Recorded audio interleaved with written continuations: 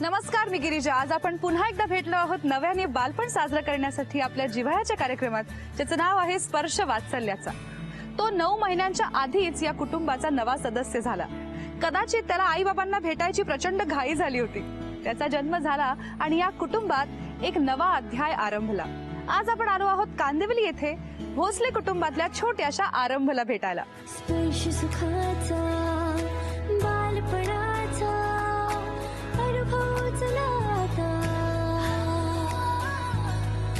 स्पर्श वाचल्याचा स्पर्श वाचल्याचा स्पर्श वाचल्याचा.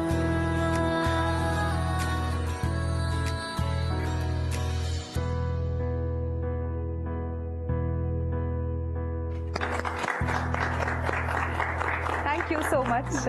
माझं खूप छान फुलांनी स्वागत झालं आहे.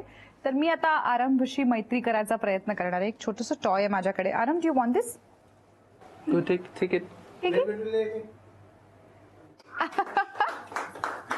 ओके. आरंभनी माझं गिफ्ट एक्सेप्ट केलंय आणि मैत्री सुद्धा. सो मी त्याची मैत्रीण झाले. पण हे सगळे आरंभचे कोण आहेत आपण जाणून घेऊया. तुमच्यापासून सुरुवात करूया. नमस्कार, मी योगिता गणेशराजे भोसले, आरमची मम्मा.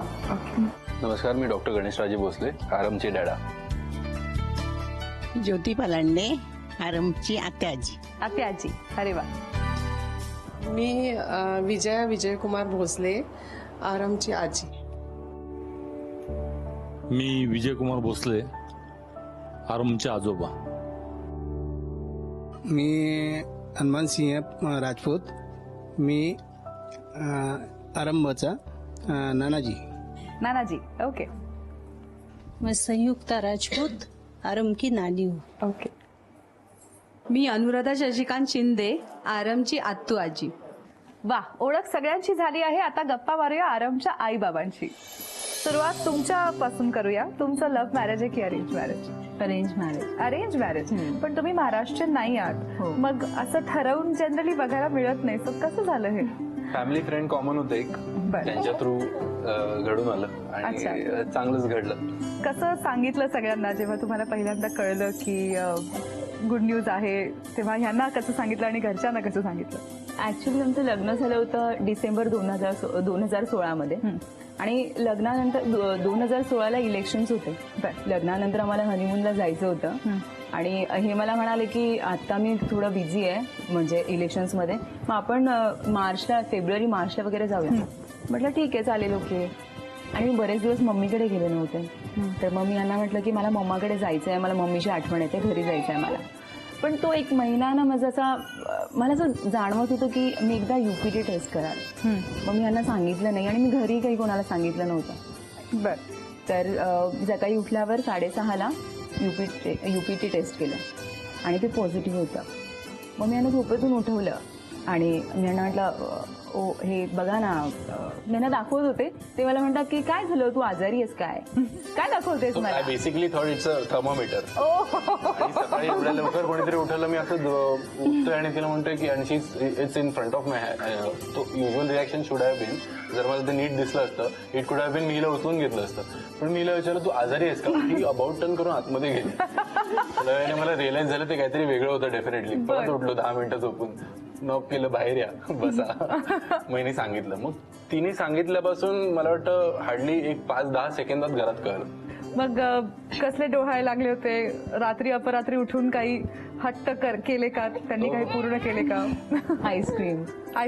हो. अजून काय खायला आवडायचं किंवा अजून काय गमती जमती होत्या प्रेग्नन्सीच्या वेळेस? मला ना मँगो खायला कधीच नाही आवडलं आधीपासून, पण पूर्ण प्रेग्नन्सी मी खूप मँगोज खाल्ले. वा, म्हणून तो छान मँगो सारखा झालाय. मी बहुतेक जणांना हा प्रश्न विचारते. बाळाच्या आगमनाच्या वेळेला बरीच धावपळ असते. डिलिव्हरीचा तो सगळा माहोल आणि त्याच्यामध्ये होणारी धावपळ, मग तुम्ही हॉस्पिटलला कसे गेलात, सगळ्या गमती जमती असतात. तर या साहेबांच्या आगमनाच्या वेळेला काय झालं होतं? या साहेबांच्या आगमनाला खरं म्हणायला गेलं तर गमती जमतींपेक्षा असं असतं की एखादी छान गोष्ट आपल्याकडे येणार असेल तर देव सुद्धा परीक्षा घेऊनच देत असतो. आणि तसंच काहीतरी आमच्याबरोबर घडलं. ह्याच्या जन्माची रात्र त्याच्या 1 दिवस अगोदरपासून योगिता ऍडमिट होती. आरंभचे आजोबा ट्रॅव्हल मध्ये होते. पुण्याहून परत येताना अनफॉर्च्युनेटली त्यांना स्ट्रोक आला आणि that was the day he was being born बर 31 ऑक्टोबरला. बर ते आल्यानंतर त्याच हालतमध्ये येऊन हॉस्पिटलमध्ये ह्याला भेटले. ह्याला म्हणजे बट ऑब्विसली हा पोटात होता आणि ही लेबरमध्ये होती. आणि घरी आल्यानंतर ते आल्यामुळे मम्मीला मी पाठवलं की जरा जेवण वगैरे सर्व बघून घेतो घरी आत्या होती आणि आत्यालाही नुकताच 1-2 महिन्यांना अगोदर स्ट्रोक येऊन गेलेला. So she was also patient. So घरी हे 3च जण होते. आणि आल्यानंतर मम्मीने छान प्रसंगावधान दाखवलं. पटकन येऊन जेवायला वाढलं पप्पांना. तिला थोडंसं अंदाज आला की काहीतरी गडबड आहे.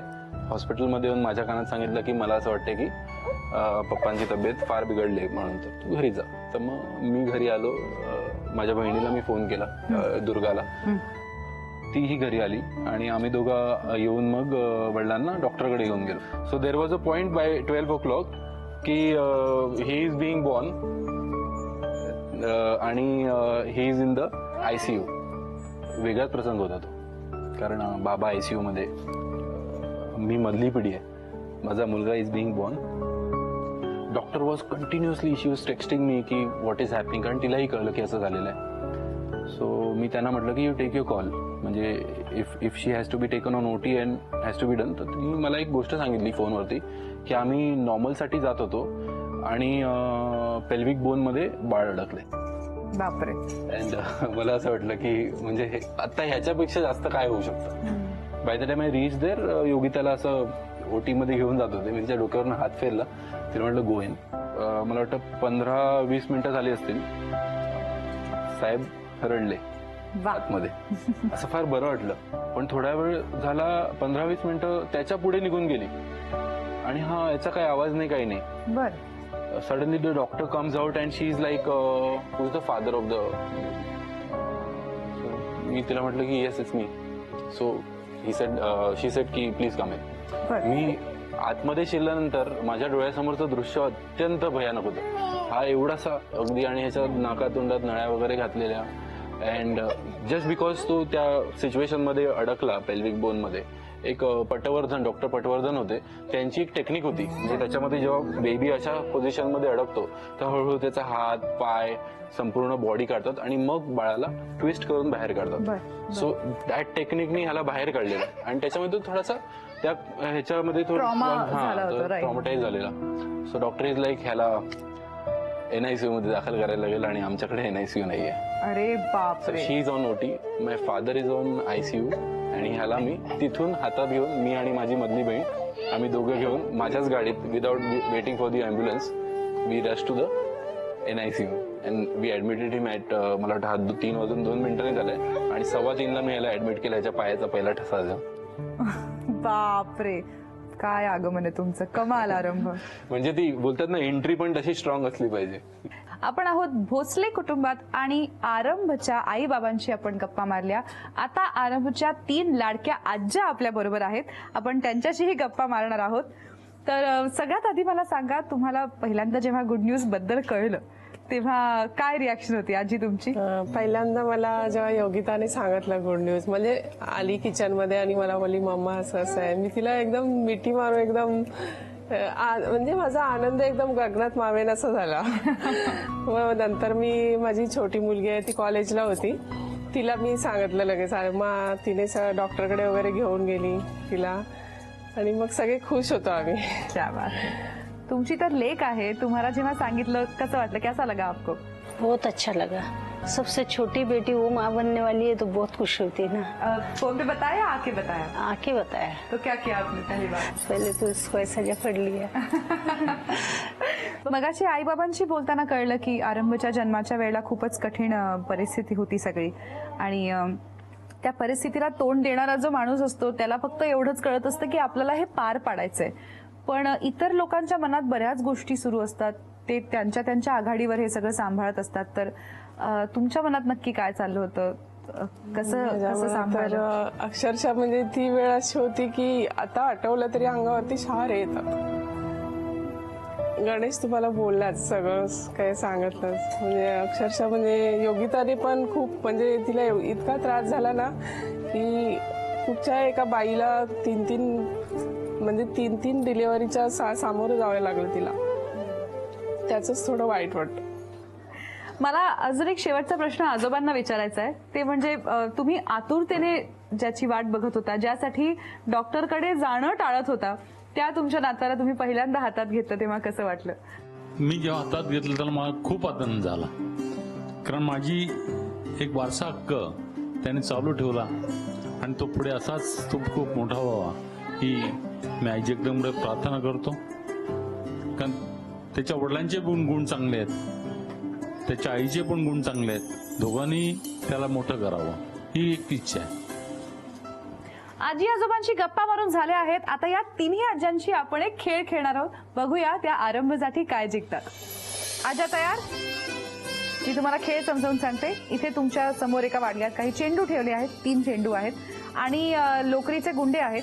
तुम्हाला एक एक चेंडू घ्यायचा हातामध्ये आणि ती लोकर त्याच्यावर गुंडाळायची आहे. 1.5 मिनिटाच्या वेळात सगळ्यात मोठा गुंडा जी आजी करेल ती जिंकणार आहे. इथे तुमच्या समोर 2 गुंडे आहेत प्रत्येक रंगाच्या लोकरीचे. एक गुंडा जर गुंडाळून संपला तर दुसऱ्याची गाठ मारायची आहे आणि परत सुरू करायचं. जी आजी सगळ्यात मोठा गुंडा तयार करेल 1.5 मिनिटाच्या आत ती जिंकणार आहे आरंभसाठी झी युवा तर्फे चांदीची भेटवस्तू. तुमची 1.5 मिनिटाची वेळ सुरू होते आता.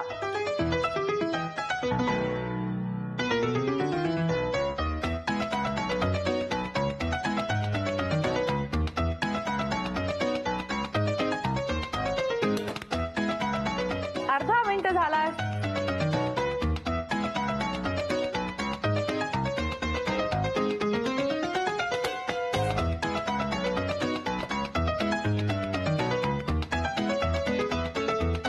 शेवटचे 10 सेकंद उरलेत. 10, 9, 8, 7, 6, 5, 4, 3, 2, 1. वेळ संपली. ह्या पिंक आणि येलो मध्ये जरा आहे काटेकी टक्कर, पण मला वाटतं शिंदे आजी जिंकलेले आहेत. आज्यांचा हा खेळ जिंकून शिंदे आजींनी आरंभसाठी मिळवली आहे झी युवा तर्फे ही चांदीची भेटवस्तू. आपल्या सगळ्यांच्या मनात बऱ्याचशा गोष्टी असतात ज्या बोलायच्या राहून जातात. कधीतरी व्यस्त असतो म्हणून, कधी कधी असं वाटतं की कसं सांगावं, समोरच्याला काय वाटेल. पण किती सांगायचंय मला या माध्यमातून तुम्ही आरंभच्या आई बाबांना तुमच्या मनातल्या या सगळ्या गोष्टी सांगू शकता. मी हा एक फोन तुमच्याकडे पास करणार आहे. आत्याजी तुम्ही धरा. जेव्हा संगीत थांबेल तेव्हा ज्याच्या हातात तो फोन असेल त्यांनी बोलायचंय. यांनी काही बोलायचं नाहीये मात्र. तुम्ही फक्त प्रतिक्रिया व्यक्त करायच्या आहेत या स्माइलीजच्या मार्फत. सुरू करूया. एक संगीत वाजेल, तुम्ही फोन पास करा. आत्या. दादा आय नो तू खूप बिझी असतो, पण सॅटर्डे संडे फक्त वहिनी आणि आराम, बस बाकी काही नाही. ओके, काय वाटतंय? आणि त्यांची पण आली पाहिजे प्रतिक्रिया. असं काहीतरी घे. सोनी आहे. परत पास करूया. आजोबा. आरंभाबद्दल सांगायचं होतं, माझा तो मित्र आहे. आता ते मित्र म्हटल्यानंतर त्याने पटकन माझ्याकडे बघित आणि एक वेगळं आमचं दोघांची मैत्री आहे. मी कधी त्याच्याकडे नातू म्हणून बघितलं नाही. तो माझा मी सुरुवातीपासून त्याला मित्र म्हणून हाक मारतो. काय याच्यावर प्रतिक्रिया असू शकते? मी पण स्माइल करते. मित्राची काय प्रतिक्रिया आहे? काय वाटतं मित्राला? ओके, परत पास करूया.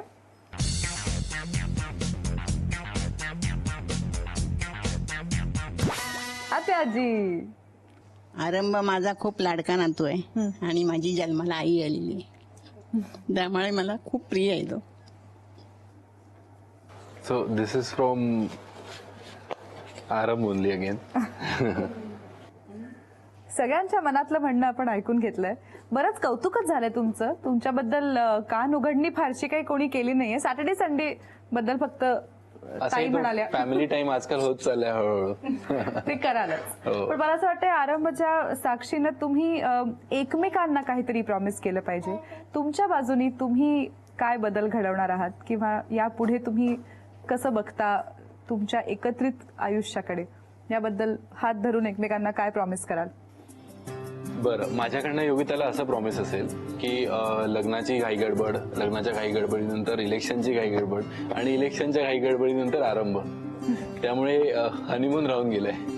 ओके. सो माझं असं प्रॉमिस असेल की याच वर्षी सोबत करूया. मला असं वाटतं की यांनी ना सॅटर्डे संडे लवकर घरी यावं आणि जर त्यांनी मला एक निश्चित वेळ सांगावी की मी 1 तासाभरात येणार आहे. मी तास कॉल नाही करणार, मी बरेच कॉल करते त्यांना आणि ते माझे सगळे कॉल रिसीव्ह करतात. चर्चा झालीये, प्रॉमिस झालीये, प्रतिक्रिया झाल्या आहेत.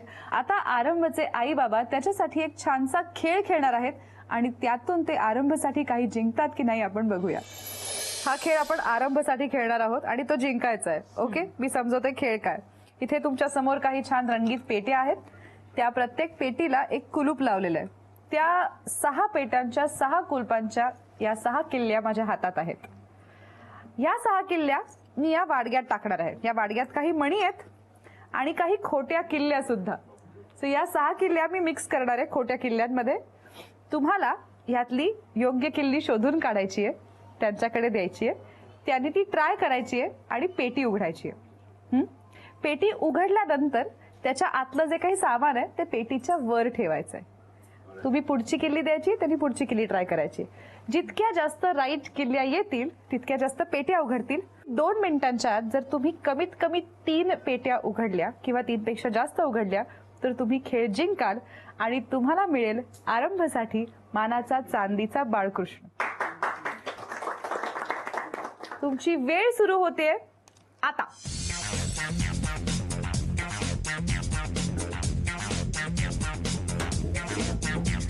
वाव. पहिलाच बॉक्स उघडलेला आहे.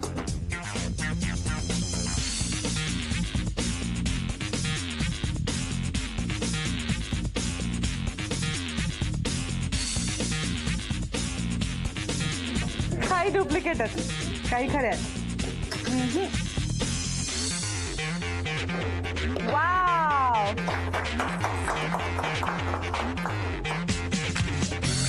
वाव. 30 सेकंद आहेत अजून, आपण प्रयत्न करू शकतो अजून काही बॉक्सेस उघडण्याचे. येस, क्या बात है. शेवटचे 10 सेकंद उरलेत. बघूया अजून एखादा बॉक्स उघडतो का. 10, 9, 8, 7, 6, 5, 4, 3, 2, 1. वेळ संपलीये. 4 बॉक्सेस तुम्ही उघडलेत आणि खेळ जिंकला आहातच आणि त्याबद्दल तुम्हाला एक भेटवस्तू मिळणार आहेच. पण तुम्ही बघितलं असेल या बॉक्सेस मधनं काही छान छान गोष्टी बाहेर पडल्यात. तर ह्यांचा काय अर्थ आहे नेमका. तर ह्यांचा अर्थ असा आहे की आता आपण आरंभला इथे खाली सोडूया आणि बघूया तो ह्यापैकी कुठली वस्तू हातात घेतो. ते त्याचं भविष्य असू शकेल कदाचित. बघूया काय निवडतो. तो ऑलरेडी फार एक्साइटेड वाटतोय. चला बघूया. बघ सगळं छान काय घेतोय बघूया. हात लावून बघितलंय.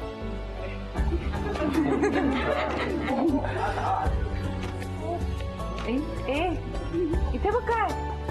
Okay, nice. ओके.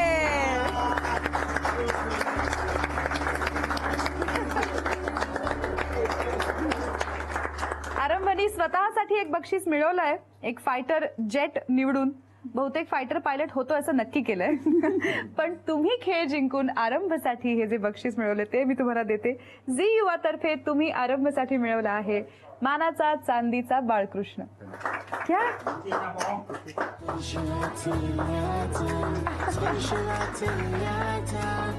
वा वा वा वा वा. पहिल्या बाळाच्या जन्मानंतर आरंभ होतो आई बाबांच्या नव्या प्रवासाचा. असे अनेक पहिले प्रवास आम्ही तुमच्या समोर घेऊन येणार आहोत पुढच्या काही भागांमध्ये. पाहायला विसरू नका आपला जिव्हाळ्याचा कार्यक्रम स्पर्श वात्सल्याचा.